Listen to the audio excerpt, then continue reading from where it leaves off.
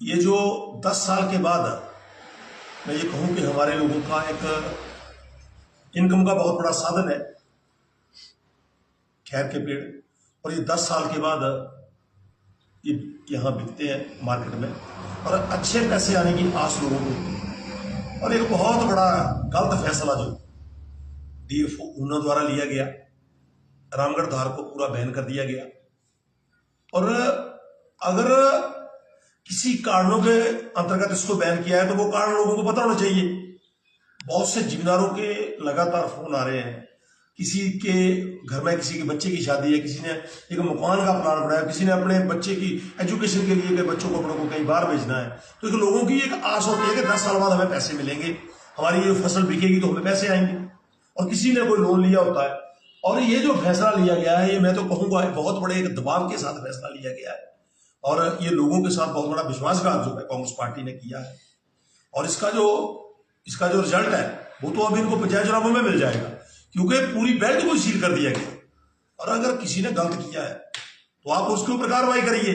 और यहां कार्रवाई की कोई बात नहीं है। कुलैंड में मैंने पहले भी कई बार कहा कि जो सही लोग, जो लोग चाह रहे हैं कि हमारे खैर के जो पौधे हमारे अकॉर्डिंग टू रूल सरकार के द्वारा जो मापदंड तय किए उसके तहत जो बिक रहे हैं कि उस दृष्टि से बिके, वो लोग बेचना चाह रहे हैं बेचारे हर फॉर्मेलिटी कंप्लीट करके, पर सरकार उनके ऊपर बैन लगा रही है। मैं तो ये कहूंगा कि इस साजिश के तहत हमारे लोगों के साथ बहुत बड़ा विश्वासघात किया गया, ये जिम्मेदारों के साथ बहुत बड़ा धोखा किया गया। और इस सरकार से तो किसी जिम्मेदार को कोई आस तो है नहीं, चाहे आप एग्रीकल्चर की बात लीजिए, चाहे आप हॉर्टिकल्चर की बात लीजिए, चाहे आप सॉइल की बात लीजिए, किसी भी उसमें डिपार्टमेंट में कोई बजट नहीं आ रहा है। जैसे छोटे मोटे किसी का भूमि कटाव होता था उसमें सॉइल में पैसे आते थे, या एग्रीकल्चर में पैसे आते थे, कोई बीजों के लिए सब्सिडी आती थी। पिछले दिनों आपने देखा कि यहाँ क्या हुआ कि मैं तो ये कहूंगा कि किसानों को इस सरकार द्वारा लूटा जा रहा है। ये जो प्रदेश की कांग्रेस की सरकार है इसमें किसानों को लूटा जा रहा है, उनके साथ हर बार धोखे के साथ धोखा किया जा रहा है। चाहे खाद की बात थी, खाद इनके पास नहीं मिली, चाहे कणक के बीज की बात थी, इनके पास नहीं मिला। अगर सब्सिडी बीज भी इनके पास तब आया जब लोगों ने कणक के बीज दी, उसके बाद बीज आया। तो मैं ये कहूंगा कि ये जो हमारे क्षेत्र में डीएफओ ऊना द्वारा ये जो बैन लगाया गया, ये उनकी स्थिति वो अपनी स्पष्ट करें, किस नेता के कहने से उन्होंने ये बैन लगाया। और हमारे लोगों के साथ ये बहुत बड़ा विश्वासघात है। अगर इस हफ्ते में अगर ये काम नहीं किया तो मैं एक बहुत जल्दी एक जिम्मेदारों का हम 40-50 लोग इकट्ठे होकर डीएफओ से मिलेंगे, और उसके बाद अगली रणनीति तय की जाएगी कि हम अपने लोगों के लिए, क्योंकि ये लोगों की एक बहुत बड़ी आय का साधन है, इस आय के साधन को कैसे ये लोग छीन रहे हैं, तो इसके लिए चाहे हमें वहां उनके पास जाना पड़े, चाहे हमें और भी कोर्स करनी पड़े, हम ये इसके लिए करेंगे।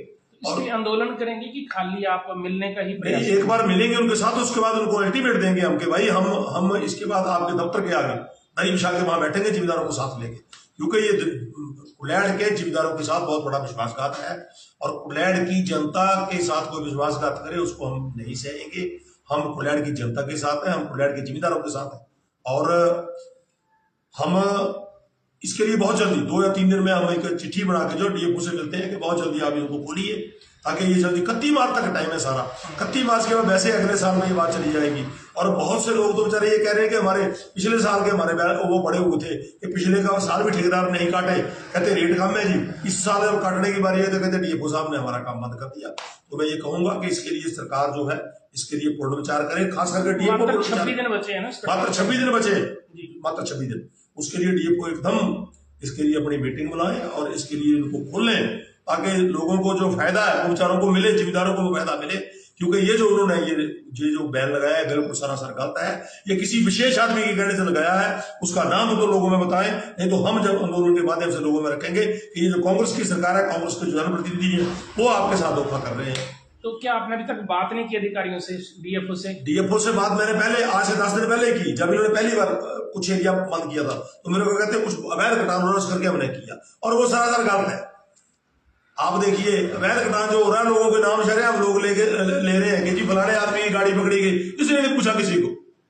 यहाँ तो पुलिस जो है बीबीएमबी वाले लिख के दे रहे कि हमारे अवैध कटान के बूटे काटे गए, हमारे बीबीएमबी के एरिया से खैर के बूटे काटे गए, वो नहीं एफआईआर की गई, क्योंकि यहाँ तो बहुत बुरी हालत है, पूछने वाला कोई है नहीं। सर एक चीज हम पूछना चाहेंगे कि अवैध कटान हो रहा है तो उसके लिए वन विभाग अपना रोके, तो किसानों के साथ क्यों अन्याय किया जा रहा है?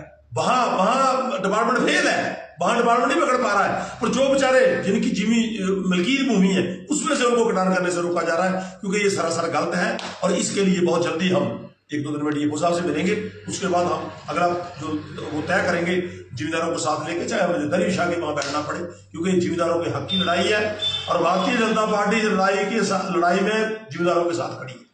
बहुत बहुत धन्यवाद।